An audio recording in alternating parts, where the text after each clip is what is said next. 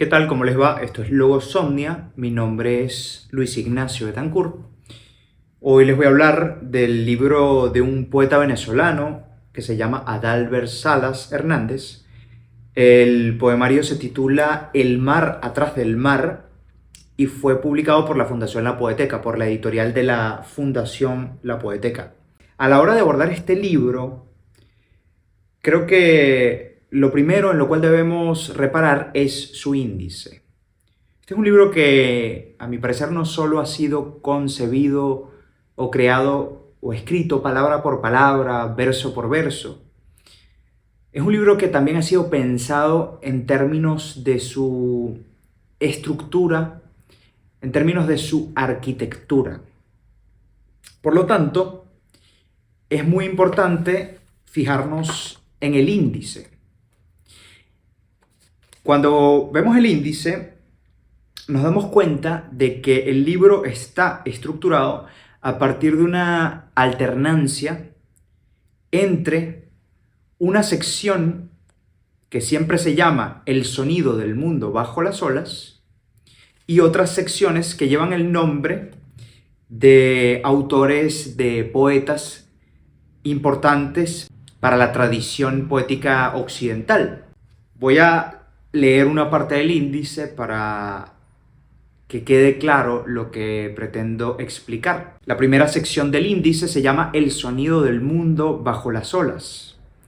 La segunda sección se llama Charles Baudelaire, Le Voyage. La tercera sección se llama El sonido del mundo bajo las olas también. La cuarta sección se llama Arthur Rimbaud, Le Bateau Ivre. La quinta sección se llama El sonido del mundo bajo las olas. Y así sucesivamente. La sección que se llama El sonido del mundo bajo las olas alterna con secciones que hacen referencia a algún poeta de la tradición occidental. Empecemos por fijarnos en lo que ocurre en las secciones que se llaman El sonido del mundo bajo las olas.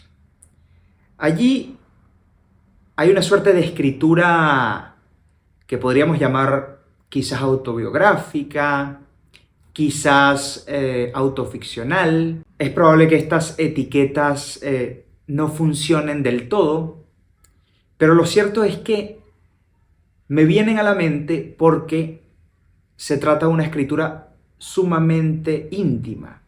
Es una escritura que se propone desde el yo, pero al mismo tiempo que se propone desde el yo, también le habla a un tú. Hay una especie de desdoblamiento en este uso de los pronombres. No es que el yo le hable a un tú que es un otro radicalmente distinto. El yo le habla a un tú que es sí mismo, pero en otro tiempo. De manera que podemos hablar de un desdoblamiento. El yo se desdobla en un tú y se habla a sí mismo. El yo se construye a sí mismo como alteridad a partir del tú. Este uso de los pronombres no es un mero artificio retórico, no es un uso arbitrario de los recursos literarios. Este uso o este desdoblamiento del yo en tú obedece a una cuestión semántica o simbólica del poemario. Sabemos que en la buena literatura, en el buen arte, en la buena poesía, siempre existe una comunicación entre lo que, simplificando, suele llamarse forma y contenido. Esta comunicación entre la forma y el contenido puede ser o puede darse a partir de una correspondencia, a partir de similitudes, pero también a partir de disonancias. De cualquier forma, lo que es relevante en este caso para nuestra lectura es que hay una perfecta imbricación entre forma y contenido en el caso de este poemario.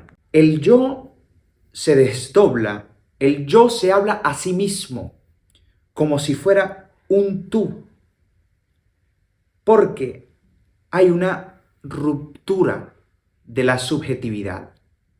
Hay un quiebre en la identidad de la voz poética. Hay un quiebre en la persona que se presenta como lugar de enunciación. Y este quiebre, esta ruptura de la subjetividad, se da a causa de una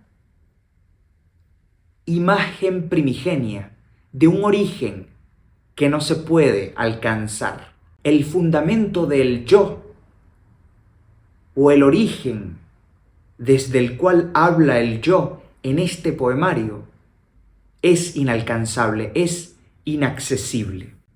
Y este origen se trata, en el contexto de este libro, de la primera vez que el yo poético vio el mar. Quisiera citar algunos pasajes, algunos fragmentos en los cuales la voz poética hace mención de este momento, de este instante. Esto está en la página 8. La primera vez que viste el mar no te pertenece. Luego, más adelante, en otra página, dice: la primera vez que viste el mar está para siempre olvidada. Y más adelante incluso se dice: un mar que canta un canto sin raíz ni ramas, la noche amniótica de la vida. Además de estas constantes referencias a la imposibilidad de acceder a la primera vez que se vio el mar, hay una frase o un verso que se repite a manera de leitmotiv a lo largo del poemario, que dice: lo que da el mar también lo quita. Creo que este leitmotiv también alude a esa primera vez que se vio el mar, a ese origen que se ha tornado inalcanzable. Pienso en la imagen de la noche amniótica a la que se refiere la voz poética en algún momento. Esa idea de la noche amniótica me hace pensar, por supuesto, en el escritor francés Pascal Quignard, a quien Adalbert Salas ha traducido. Pascal Quignard siempre habla, o en muchos de sus libros habla, del momento en que estuvimos en el vientre materno, de ese momento primigenio, originario, que es nuestro fundamento, pero que al mismo tiempo está sumido en la oscuridad. No deja de ser irónico y muy significativo que nuestro fundamento, que nuestro origen sea un momento y un espacio nocturno, oscuro, y que no tiene de ninguna forma representación en nuestra memoria, que no se deja decir por nuestras palabras ni por nuestro lenguaje. Ya que he hablado de Pascal Quignard y de la imagen irrecuperable para nuestra memoria del momento en el cual estuvimos en el vientre materno, de la noche amniótica, quisiera recitar un poema de un autor de la tradición venezolana, muy importante para la tradición venezolana, Eugenio Montejo.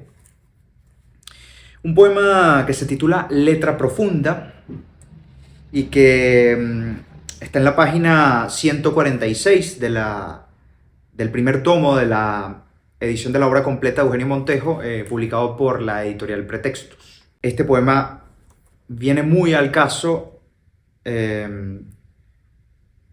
o resulta muy pertinente a propósito de la imagen de la que habla Pascal Quignard, y a la que también alude Adalbert Salas a través de la idea de lo marítimo. Letra profunda. Lo que escribí en el vientre de mi madre, ante la luz desaparece. El sueño de mi letra antigua, tatuado en espera del mundo, se borró a la crecida del tiempo. Colores, tactos, huellas, cayeron bajo túmulos de nieve. Solo murmullos a deshora afloran hoy del fondo, visiones en eclipse, indescifrables, que envuelve el vaho de los espejos. Mis ojos buscan en el aire el espacio del alma en que flotaban y se pierden detrás de su senda. Lo que escribí en el vientre de mi madre quizá no fue sino una flor, porque más hiere cuando desvanece. Una flor viva que no tiene recuerdo. Creo que este poema ilustra perfectamente lo que me propongo decir, hasta el punto de que parafrasearlo parece una herejía. Sin embargo, quisiera trazar algunas asociaciones o relaciones entre el poema de Montejo y lo que plantea Albert Salas. Por supuesto, lo que se escribió en el vientre materno, ese origen que escribimos, es algo que desaparece ante la luz. Es como las pinturas rupestres que se hicieron en cavernas, de las cuales también habla, por cierto, Pascal Quiñar en su libro El odio a la música. Esas pinturas que curiosamente fueron elaboradas en la oscuridad, donde el ojo humano solo podía verlas en caso de que tuviese la ayuda de una antorcha, en caso de que los muros de la caverna fuesen iluminados por la luz del fuego. De esa letra profunda que quedó en el vientre materno, de esa pintura rupestre y lejana y distante a la cual nuestra memoria no puede acceder, apenas nos llegan murmullos, dice la voz poética en el poema de Eugenio Montejo. Me llaman la atención sobre todo estos dos versos de la segunda estrofa. Solo murmullos a deshora afloran hoy del fondo. Esos murmullos a deshora son como los restos, como el eco de ese origen inalcanzable que se encuentra en el momento que estuvimos dentro del cuerpo de nuestras madres. Adalbert Salas plantea, la voz poética en el libro de Adalbert Salas también crea una imagen muy parecida. En algún momento se dice, a propósito de la traducción, porque la idea de traducción va a ser muy importante a lo largo de todo este libro. Aprender una lengua es redescubrir el mar, escucharlo en sonidos hasta hace poco insospechados, porque cada lengua tiene sus propias corrientes hondas. Es como si estas corrientes hondas, estas corrientes que están por debajo del mar, fuesen los murmullos que afloran desde el fondo, que afloran desde ese recuerdo inalcanzable, inaccesible para nuestra memoria, que es el momento en que estuvimos dentro del vientre materno.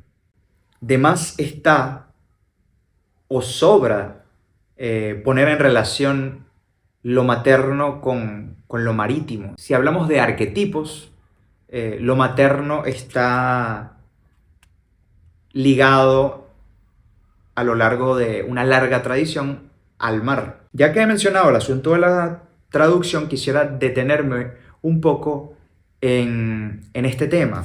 El problema de la traducción es algo que en este libro se desprende de esa imagen primigenia, de ese momento inalcanzable en el cual se vio el mar por primera vez. ¿Cuál es la relación entre la traducción y ese origen inalcanzable y ese momento en que el yo poético vio el mar por primera vez? Al hacer esta pregunta se nos abren muchas ideas. Una de estas ideas es que aparentemente la traducción es una operación lingüística a través de la cual una lengua originaria se vierte en otra lengua, en una lengua, digamos, extranjera. Se supone que en la traducción hay un punto de partida y un punto de llegada, un origen y un destino. Y a partir de esta dicotomía se establece también una jerarquía.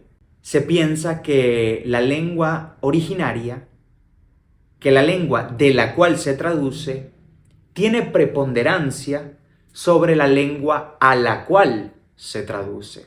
Se suele decir que cuando no conocemos la lengua de un autor, que cuando no leemos a un autor en su lengua original, no lo estamos leyendo realmente.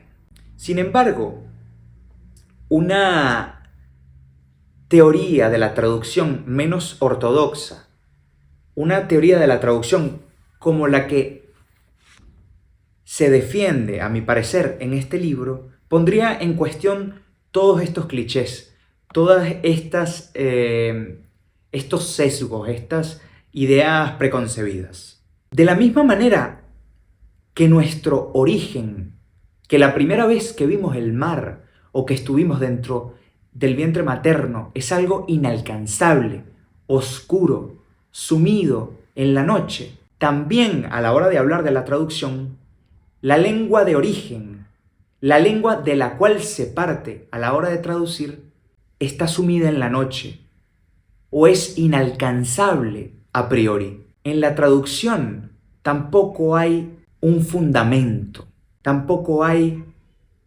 una lengua original y una lengua en la cual se vierte un contenido supuestamente adulterado. La idea de que todo traductor es un traidor, en realidad encubre una falsa jerarquía, según la cual hay una lengua originaria y una lengua subordinada a la cual se traduce.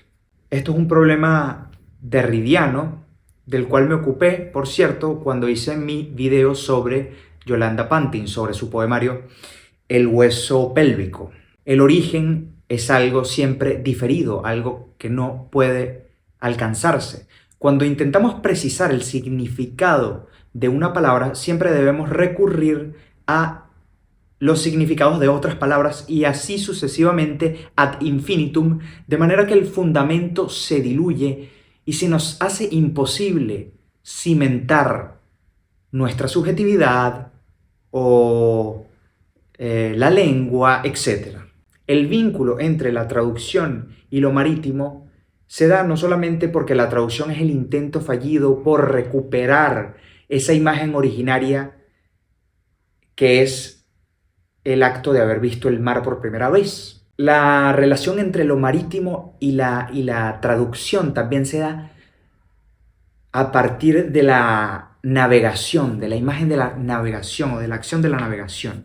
Quisiera comenzar esta comparación entre la navegación y la traducción citando unas preguntas retóricas que se hacen en algún momento del poemario. Se dice lo siguiente: ¿es posible imaginar la historia de la traducción desligada de la historia de la navegación? ¿No se mueven las lenguas con las corrientes desde hace siglos? ¿No viajan las palabras de contrabando? ¿No se filtran con la terquedad del salitre?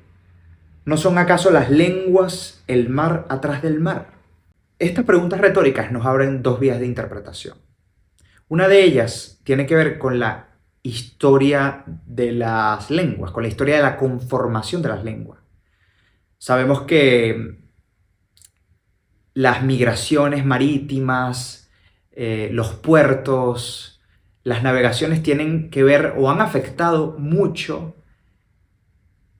el nacimiento y la formación de las lenguas. Esto es un asunto de historia de las lenguas. Ya me ocuparé más a profundidad de este asunto. Quisiera detenerme antes en la otra vía de interpretación que abren estas preguntas retóricas. Esta otra vía me hace pensar en otra cita, en unos versos muy hermosos que dicen: el mar que solo aprendimos a leer gracias a los barcos. Hay otra frase que dice, cuando se habla de la isla de Naxos, que es la isla donde Teseo abandonó a Ariadna, su arena submarina, signos móviles arrancados a las piedras guturales de la costa. Quisiera que nos quedáramos con ese sintagma, signos móviles. En la quinta sección del poemario, que lleva el título El sonido del mundo bajo las olas, hay un poema en prosa que recuerda mucho a los poemas en prosa de José Antonio Ramos Sucre, poeta cumanés venezolano, un poeta que nació frente al mar. Cumaná es una región costera. Y en la obra de José Antonio Ramos Sucre está muy presente la imagen del mar. Pareciera que Adalbert Salas hubiera querido hacerle una suerte de homenaje con este texto que quisiera leerles completo. En la costa norte de Galicia, el mar viene inventando catedrales desde hace siglos, sin Dios porque no lo necesita, sin fieles porque le bastan los peces escurridizos, las vieiras nimias, la ocasional gaviota. Recorres los túneles tallados por la marea, viendo las sucesivas capas de roca, estratos como testamentos. Hay una geometría inesperada en estas obras sin obrero, una geometría obsesiva, como si el agua se valiera de la piedra para medir el tiempo, como si hiciera de la piedra su reloj, su calendario ateo. Te detienes con los pies encharcados y los pantalones empapados a observar una de las paredes. Las líneas se alargan, partitura recomenzada fanáticamente, extendiéndose de una gruta a otra. Insomne. Las referencias a Ramos Sucre son deliberadas. Esa adjetivación, la ocasional gaviota, es algo que habría hecho perfectamente Ramos Sucre. Además se habla del insomnio y sabemos que por la biografía de este autor que sufría de insomnio y que el insomnio fue lo que lo llevó lo que quizás lo llevó al suicidio. De cualquier manera, lo que más me importa de este texto no es la referencia a Ramos Sucre, sino la idea de que las piedras marítimas, estas catedrales que talla el mar, son una obra anónima, son una obra sin obrero, como la lengua. La lengua es algo anónimo. De ahí que Ferdinand de Saussure opusiera los conceptos de lengua y de habla. La lengua como sistema es algo anónimo, es algo que se va construyendo de la misma manera que el mar va tallando de forma anónima catedrales de piedra. Pero estas catedrales de piedra, a pesar de ser anónimas, a pesar de no estar guiadas por una intención clara, se nos presentan como algo legible. Las rutas que han tomado los barcos a lo largo de la historia durante sus navegaciones se nos presentan también como trazos legibles sobre el mar. Vuelvo a la frase que leí antes, el mar que solo aprendimos a leer gracias a los barcos. Me llama mucho la atención que la historia de las navegaciones haya permitido cartografiar el mar. Es curioso porque los barcos, a diferencia de lo que ocurre con los medios de transporte terrestres, no dejan surcos en el agua. Las estelas, que son las huellas de los barcos, se desdibujan justo en el momento en que los barcos pasan. No hay huellas sobre el agua. Y sin embargo, las estelas se nos ofrecen como trazos legibles del mar. Nos han permitido cartografiar las rutas marítimas. Si pensamos las estelas como los trazos, como la escritura, como los signos móviles que se han colocado sobre el mar y que nos han dado la posibilidad de construir nuestro mapa del mar, es inevitable que pensemos también en la idea del origen inalcanzable, en la idea del origen diferido, en esa primera vez que vimos el mar o que estuvimos en el vientre materno, en esa noche que nos fundamenta. Nuestra escritura no es un trazo pétreo e inmóvil sobre la página. Nuestra escritura no es más que una estela que se borra, que se desdibuja apenas la quilla del barco atraviesa las aguas. Si conectamos esto con la traducción, tenemos que pensar que el traductor no trabaja con ese trazo pétreo e inmóvil de la lengua original. El traductor traduce la estela que deja un barco, traduce algo que se desdibuja. Ahora que he terminado de ocuparme de una de las vías de interpretación que nos abren las preguntas retóricas que hace este poemario acerca de la relación entre la navegación y la traducción, quisiera ocuparme de la otra vía que nos abren estas preguntas. La vía que tiene que ver, como ya anuncié, con la historia de las lenguas, con la historia de la conformación de las lenguas. Sabemos, tal como se dice en este poemario, que es imposible pensar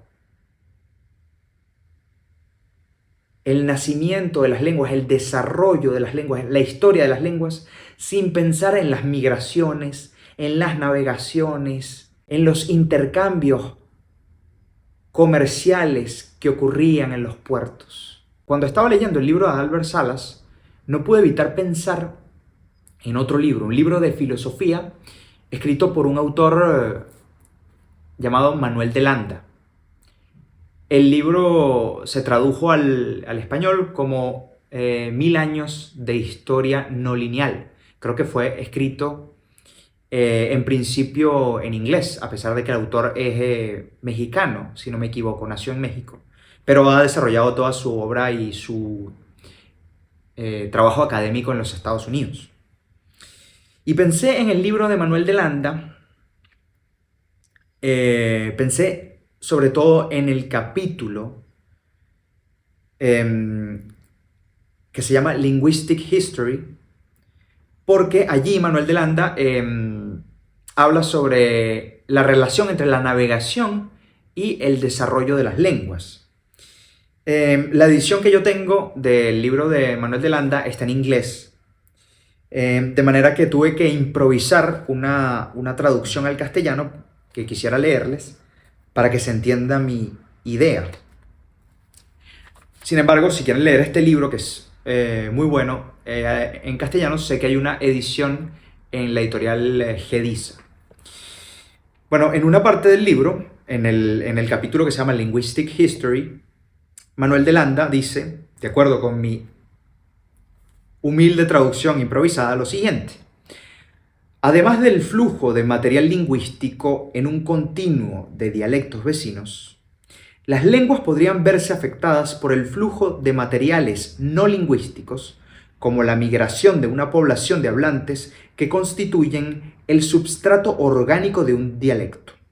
Como vimos antes, los mapas actuales de distribución geográfica de las lenguas coinciden en muchas partes con mapas genéticos, no porque los genes determinen las lenguas, sino porque ambos viajan juntos durante las migraciones, así como durante las colonizaciones y conquistas.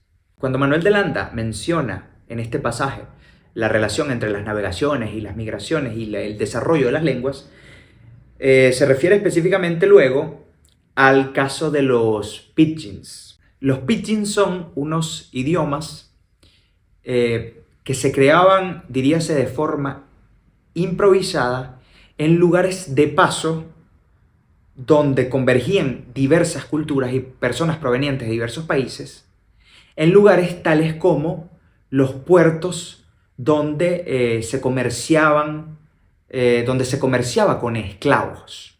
Era muy común que en estos lugares los esclavos, para poder comunicarse entre sí, utilizaran la lengua de los conquistadores, los materiales lingüísticos de la lengua de los conquistadores, para construir su propio idioma improvisado.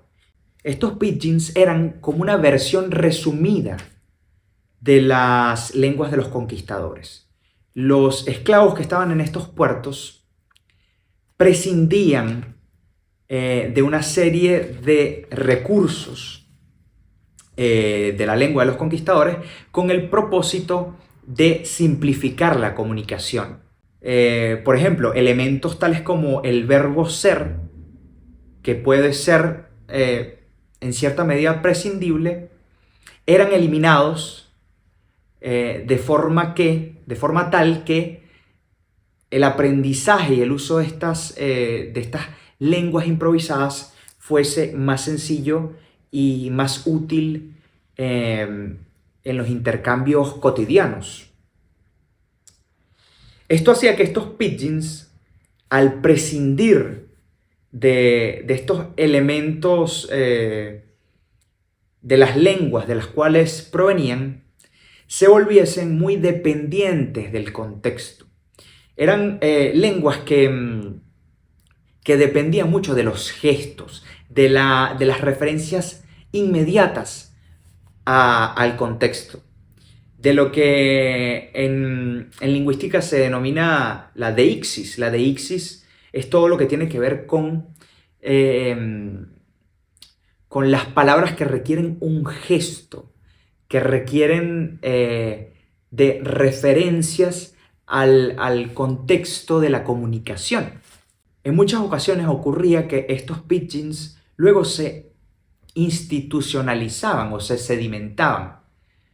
Después de haber funcionado como idiomas improvisados en lugares de intercambio comercial, en los puertos o en plantaciones de azúcar, luego se convertían en idiomas institucionalizados y recuperaban esos elementos de los cuales habían prescindido para simplificarse.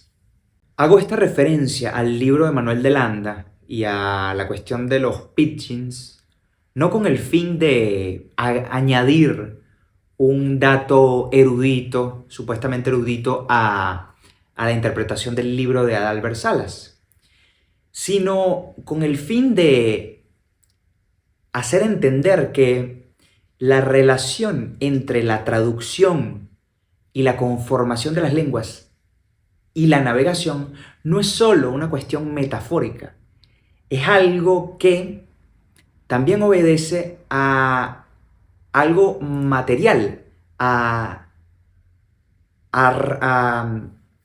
cuestiones que se pueden explicar desde el punto de vista del materialismo. Manuel de Landa construye su obra inspirado en la filosofía de Gilles Deleuze. Así que es un filósofo que presta mucha atención a este tipo de cuestiones, más a las relaciones que pueden establecerse a partir del materialismo que a las cuestiones metafóricas. Así que creo que el libro de Adalbert Salas presta atención a ambas cosas.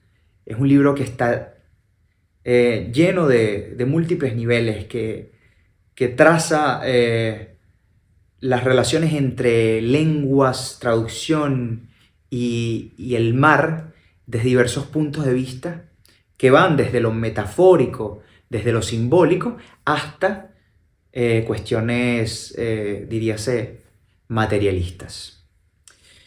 Bueno, creo que hasta aquí puedo dejar el comentario sobre el libro. Los invito, por supuesto, a que lo lean. Repito que está publicado por la Fundación La Poeteca. Creo que el libro está disponible para descarga en PDF. Yo tengo una edición en papel que compré por internet, pero también en el caso de que no puedan hacerlo, que no puedan comprarlo, pueden descargarlo y leerlo. Lo recomiendo muchísimo y, como siempre, mi lectura no pretende agotar el texto. Creo que lo que yo intento hacer aquí es traducir los textos que leo, pero no si entendemos por traducir la acción de trasladar un contenido de una lengua a otra. Para mí, una de las mejores definiciones que se pueden conseguir de traducción está en este libro, y dice lo siguiente: traducir es multiplicar misterios, te dices. Eso es lo que yo pretendo en este canal, multiplicar misterios. Traducir los libros que leo para ampliar su sentido y no para adulterarlo. Así que, bueno, los espero en la próxima entrega de Logosomnia. Muchísimas gracias por escucharme y que estén muy bien.